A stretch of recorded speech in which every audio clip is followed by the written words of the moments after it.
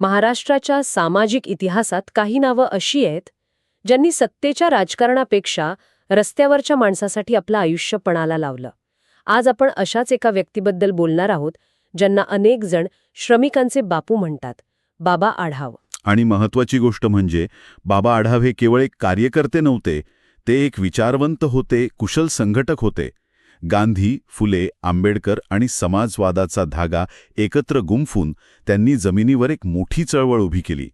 Doctor Rahul Kharat यांच्या लेखनातून आपल्याला त्यांच्या या बहुआयामी व्यक्तिमत्वाची ओळख होते आणि आज आपण त्याचंच विश्लेषण करणार आहोत. अगदी. आज आपण बाबा आढाव यांचा लोकशाहीसाठीचा संघर्ष, त्यांचा तो जमिनीवरचा समाजवाद आणि सगळ्यात महत्त्वाचं म्हणजे देशातल्या अदृश्य अशा असंघटित कामगारांसाठी त्यांनी केलेलं ऐतिहासिक काम यावर सविस्तर बोलूया. चला सुरुवात करूया त्यांच्या लोकशाहीवरील अढळ निष्ठेपासून, म्हणजे आणीबाणीचा उल्लेख केल्याशिवाय पुढे जाताच येणार नाही. बरोबर. आणीबाणीचा तो काळ म्हणजे लोकशाहीसाठी एक कसोटीचा क्षण होता. अनेक मोठे नेते एकतर तुरुंगात होते किंवा शांत होते. अशावेळी बाबा आढाव यांनी अत्यंत निर्भयपणे सत्ताविरोधी भूमिका घेतली. त्यांनी तुरुंगवास भोगला, पण नागरिकांच्या घटनात्मक हक्कांसाठीचा लढा सोडला नाही. पण ही हिंमत येते कुठून? म्हणजे जेव्हा सगळी व्यवस्था तुमच्या विरोधात उभी असते तेव्हा सत्तेला थेट आव्हान देण्यामागे कोणती वैचारिक बैठक होती? हाच त्यांच्या व्यक्तिमत्वाचा गाभा आहे. त्यांच्यासाठी लोकशाही म्हणजे केवळ 5 वर्षातून एकदा होणारं मतदान नव्हतं. लेखात म्हटल्याप्रमाणे त्यांच्या लेखी लोकशाही म्हणजे न्याय, समानता आणि बंधुता या मूल्यांना रोजच्या जगण्यात आणणं. आणि जेव्हा सरकार ही मूल्य पायदळी तोडवतं तेव्हा त्याला विरोध करणं हे प्रत्येक नागरिकाचं कर्तव्य आहे, ही त्यांची पक्की धारणा होती. त्यामुळे त्यांचा विरोध कोणत्या एका पक्षाला किंवा व्यक्तीला नव्हता, तर त्या हुकुमशाही प्रवृत्तीला होता. लोकांची सत्ता ही विधानसभेत नसते, तर रस्त्यावर हक्क मागणाऱ्या प्रत्येक नागरिकांमध्ये असते. त्यांचे हे वाक्य ऐकायला खूप सोपं वाटतं, पण विचार केला तर हे खूप धाडसाचं विधान आहे. म्हणजे ते थेट प्रस्थापित राजकीय व्यवस्थेलाच आव्हान देत होते. याचा सत्ताधाऱ्यांवर काय परिणाम व्हायचा ते याकडे कसं बघायचे? सत्ताधाऱ्यांसाठी ते नेहमीच एक डोकेदुखी होते, मग सरकार कोणाचंही असो. कारण ते व्यवस्थेच्या बाहेर राहून व्यवस्थेवर अंकुश ठेवणारे एक नैतिक शक्तिकेंद्र बनले होते. ते सरकारला सतत आठवण करून द्यायचे की तुम्ही लोकांचे सेवक आहात, मालक नाही. आणि हीच गोष्ट लोकशाहीला जिवंत ठेवते. यातूनच तो प्रश्न उभा राहतो की लोकशाहीत खरं उत्तरदायित्व म्हणजे काय?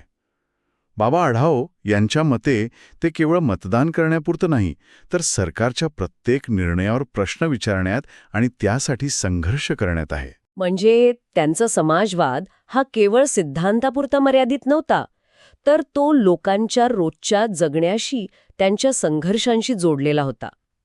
आणि मला वाटतं याच विचारातून त्यांचं सर्वात मोठं कार्य उभं राहिलं, असंघटित कामगारांचं संघटन. पण त्याआधी त्यांच्या समाजवादाबद्दल थोडं बोलूया. त्यांना चळवळीचे शेवटचे समाजवादी असं का म्हटलं जातं? कारण त्यांचा समाजवाद हा युरोपातून आलेल्या पुस्तकी कल्पनांवर आधारलेला नव्हता. तो इथल्या मातीतून, इथल्या लोकांच्या दुःखातून आणि संघर्षातून तयार झालेला होता. समता, न्याय आणि स्वाभिमान हे त्यांच्या समाजवादाचे 3 आधारस्तंभ होते. त्यांनी आपलं आयुष्य शहरी गरीब, महिला, दलित, असंघटित मजूर यांच्यासाठी अक्षरशः वाहून घेतलं. लेखात त्यांच्या नेतृत्वाची लोकशाही या संकल्पनेचा उल्लेख आहे, जो खूपच आकर्षक वाटतो. संघटनांमध्ये लोकशाही ही कल्पनाच क्रांतिकारी आहे. कारण सहसा आपल्याकडे संघटना एका नेत्याच्या नावाने ओळखल्या जातात. मग हे प्रत्यक्षात कसं काम करायचं? म्हणजे रोजच्या निर्णयांमध्ये प्रत्येक कामगाराचा सहभाग कसा असायचा? यामुळे निर्णय प्रक्रियेला खूप वेळ लागत नसेल का? नेमका हाच महत्वाचा मुद्दा आहे. यामुळे निर्णय प्रक्रिया कदाचित थोडी संथ झाली असेल, पण जो निर्णय व्हायचा तो सर्वांचा असायचा, त्यामुळे त्याची अंमलबजावणी 100% व्हायची. बाबा आढाव यांचं म्हणणं होतं की नेता हा कामगारांचा मालक नाही, तर त्यांचा आवाज आहे. आणि त्यांनी हे स्वतःच्या कृतीतून दाखवून दिलं. ते बैठकांमध्ये तासनतास कामगारांचं म्हणणं ऐकून घ्यायचे. यामुळे त्या संघटनांमध्ये कधी फूट पडली नाही किंवा त्या एकाधिकारशाहीच्या बळी पडल्या नाहीत. हे खरंय, पण हे टिकवून ठेवणं खूप अवघड असणार. कारण भारतीय मानसिकतेत नेता किंवा कर्ता व्यक्तीला खूप महत्त्व दिलं जातं. मग बाबा आढाव यांनी स्वतःला हिरो बनण्यापासून कसं रोखलं, वर भर दिला? त्यांनी कधीच स्वतःला संघटनेपेक्षा मोठा मानलं नाही. त्यांची ताकद लोकांना संघटित करण्यात होती, त्यांच्यावर राज्य करण्यात नाही. ही छोटीशी गोष्ट संघटना तुटण्यापासून वाचवत होती आणि कामगारांना खऱ्या अर्थाने सक्षम करत होती. आणि हीच सक्षमीकरणाची प्रक्रिया त्यांच्या सर्वात मोठ्या कार्यातून दिसते, ते म्हणजे असंघटित कामगारांचं संघटन. चला यावर आता सविस्तर बोलूया. पुण्यातील हातगाडी आणि रिक्षाचालकांच्या संघटनेपासून याची सुरुवात झाली. हो, आणि त्या काळातल्या परिस्थितीची आपण आज कल्पनाही करू शकत नाही. लेखात वर्णन केल्याप्रमाणे 1970-80च्या दशकात हे कामगार पूर्णपणे वाऱ्यावर होते.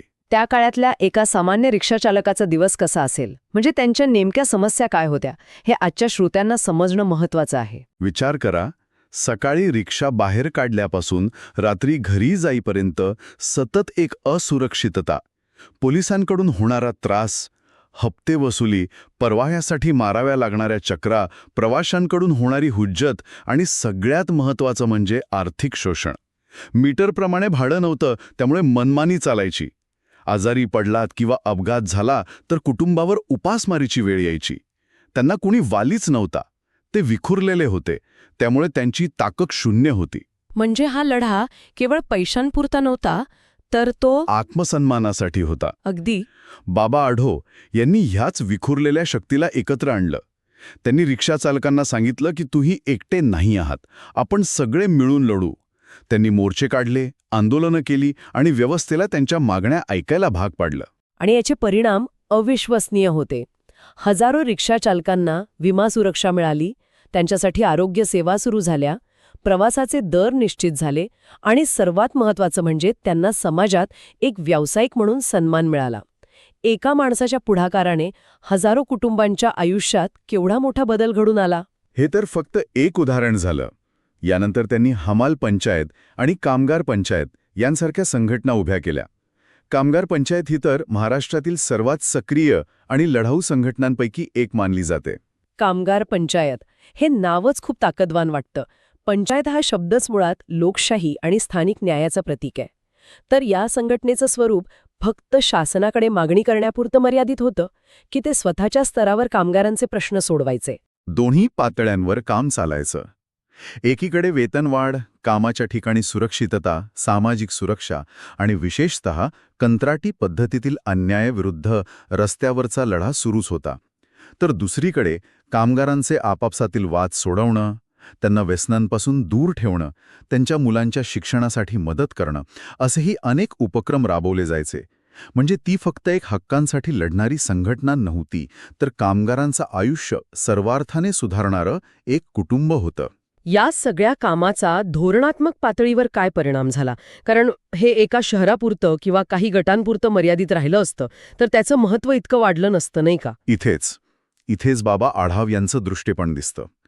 त्यांनीच सरकारचं हे पहिल्यांदा निदर्शनास आणून दिलं की आपल्या अर्थव्यवस्थेतील तब्बल 92% कामगार हे असंघटित क्षेत्रात आहेत. ही एक प्रचंड मोठी संख्या होती, ज्यांच्याकडे तोपर्यंत कोणीही गांभीर्याने लक्ष दिलेलं नव्हतं. ते देशाचे नागरिक होते, ते कर भरायचे, मतदान करायचे, पण त्यांच्यासाठी कुठलेही कायदे नव्हते, कुठलीही सुरक्षा नव्हती. म्हणजे त्यांनी एका अदृश्य कामगार वर्गाला दृश्यमान केलं. अगदी बरोबर. आणि हे लक्षात घ्या की आपण आज ज्या झोमॅटो, स्विगी डिलिव्हरी एजंटांना बघतो किंवा ओला उबर ड्रायव्हर्सना, ते याच असंघटित वर्गाचे आजचे स्वरूप आहेत. बाबा आढाव यांनी 70च्या दशकातच या अदृश्य वर्गाला ओळखलं होतं. त्यांच्यामुळेच फेरीवाले, सफाई कर्मचारी, बांधकाम मजूर, घरकामगार, वाहतूक कर्मचारी यांच्यासाठी सामाजिक सुरक्षा कायद्यांची मागणी जोर धरू लागली आणि अनेकदा सरकारला धोरणात्मक बदल करण्यास भाग पडलं. इतकं मोठं काम उभं करूनही ते कधी सत्तेच्या राजकारणात का नाही आले? म्हणजे आमदारकी किंवा खासदारकी मिळवून हेच काम जास्त प्रभावीपणे करता आलं असतं असा विचार त्यांच्या मनात आला नसेल का? आला असेलही, पण त्यांनी तो मार्ग जाणीवपूर्वक टाळला. लेखात म्हटल्याप्रमाणे त्यांची भूमिका नेहमी समाजपक्ष आणि लोकपक्ष अशी राहिली. याचा अर्थ ते समाजाच्या आणि लोकांच्या बाजूने उभे राहिले. त्यांना माहीत होतं की एकदा तुम्ही सत्तेच्या राजकारणात अडकलात की तुम्हाला तडजोडी कराव्या लागतात. त्यांची ताकद हीच होती की ते कोणत्याही पक्षाला बांधील नव्हते. त्यामुळे ते कोणालाही, अगदी ज्यांना त्यांनी निवडणुकीत पाठिंबा दिला होता, त्यांनाही लोकांच्या प्रश्नांवरून जाब विचारू शकत होते. आणि त्यांच्या या राजकीय सचोटीला सामाजिक बांधिलकीची एक भक्कम जोड होती. लेखात त्यांना फुले शाहू आंबेडकरवादी परंपरेचे सक्षम वारसदार म्हटलं आहे. म्हणजे त्यांचा आर्थिक लढा हा सामाजिक सुधारणेशिवाय अपूर्ण होता असं त्यांना वाटत होतं का? नक्कीच. हीच गोष्ट त्यांना इतर अनेक कामगार नेत्यांपेक्षा वेगळं ठरवते. त्यांच्या मते कामगारांची खरी एकजूट तेव्हाच होऊ शकते जेव्हा त्यांच्यातील जातीय आणि धार्मिक भिंती तुटतील. त्यामुळे त्यांनी सामाजिक भेदभाव, जातीय हिंसा आणि धार्मिक ध्रुवीकरणाविरोधात नेहमीच स्पष्ट आणि ठाम भूमिका घेतली. त्यांच्या व्यासपीठावर शाहिरांचे कार्यक्रम व्हायचे, प्रबोधनपर नाटकं व्हायचे. त्यांनी सामाजिक सलोखा आणि वैज्ञानिक दृष्टिकोनाचा नेहमी पुरस्कार केला. तर या सगळ्या चर्चेतून एक गोष्ट स्पष्ट होते की बाबा आढाव हे केवळ एका व्यक्तीचं नाव नाही, तर ते एका विचाराचं, एका संघर्षाचं प्रतीक आहे. आजच्या काळात जिथे बेरोजगारी वाढतीये, आर्थिक विषमता वाढतीये, कामगार कायदे कमकुवत केले जातायत, तिथे त्यांचे विचार अधिकच महत्त्वाचे वाटतात. हो, आणि आज जेव्हा खाजगीकरणाचा वेग वाढतोय, सार्वजनिक क्षेत्राचं संकुचन होत आहे आणि संविधानिक मूल्यांवर हल्ला होत आहे, तेव्हा बाबा आढाव यांनी दाखवलेला मार्ग आपल्याला दिशा देतो. ते नेहमी म्हणायचे, श्रमिकांच्या हाताला सत्ता मिळाली तरच समाज खऱ्या अर्थाने समतामूलक होईल. या एका वाक्यात त्यांच्या संपूर्ण कार्याचं सार आहे. म्हणजे लोकशाही फक्त संसदेत असून चालणार नाही, तर ती प्रत्येक कामाच्या ठिकाणी, प्रत्येक श्रमिकाच्या आयुष्यात यायला हवी, हा त्यांचा आग्रह होता. बरोबर. आणि डॉक्टर खरात यांच्या लेखाच्या शेवटी त्यांच्या जीवनातून मिळणारे 3 महत्त्वाचे संदेश दिले आहेत, जे आजच्या काळात आपण सर्वांनी लक्षात ठेवायला हवेत. 1. न्यायासाठी कोणत्याही भीतीशिवाय लढत राहणे. 2. श्रमिकांच्या हक्कांना आणि त्यांच्या प्रतिष्ठेला लोकशाहीच्या केंद्रस्थानी ठेवणे. आणि 3. समता आणि संविधानिक मूल्यांवर आधारित समाजासाठीचा संघर्ष कधीही न थांबवणे. या लेखात बाबा आढाव यांना लोकशाहीचे पहारेकरी म्हटलं आहे. हे विशेषण ऐकल्यावर मनात एक विचार येतो आणि तोच विचार आपण आपल्या श्रोत्यांसाठी सोडून देऊया. कोणता विचार? बाबा आढाव यांनी हातगाडी रिक्षा चालकांसाठी, हमालांसाठी लढा दिला. आज कामाचं स्वरूप तंत्रज्ञानामुळे आणि गिग इकॉनॉमीमुळे झपाट्याने बदलत आहे. आजचे डिलिव्हरी एजंट, ॲप आधारित टॅक्सी ड्रायव्हर्स, फ्रीलान्सर्स हे आजचे नवे असंघटित कामगार आहेत. तर मग ह्या नव्या कामगार वर्गासाठी आजचा पहारेकरी कसा असेल? त्यांच्या हक्कांसाठी कोणत्या नव्या प्रकारच्या संघटना आणि लढ्यांची गरज आहे?